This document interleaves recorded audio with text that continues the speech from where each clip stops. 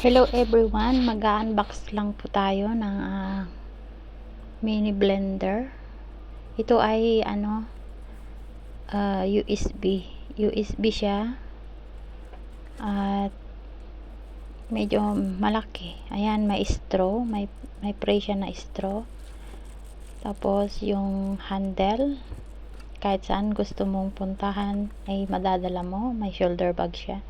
At saka yung chargeable siya guys, kaya kahit saan mo dalhin pwede mong gamitin. Ayan guys, 'di ba?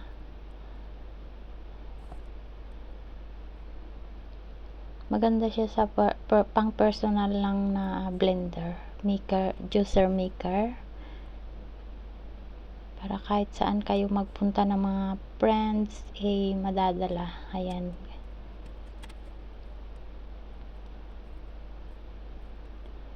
ganda siya guys, kaya mamaya itatry natin. Ayan guys, ito yung handle niya.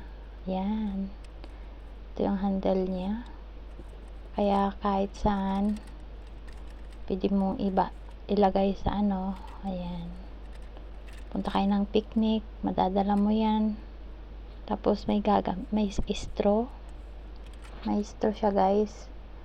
Kung uhaw na kayo, pwede na kayong uminom dyan. Ayan, may chargeable siya, pindutin mo lang. Ayan, chargeable ayan, USB.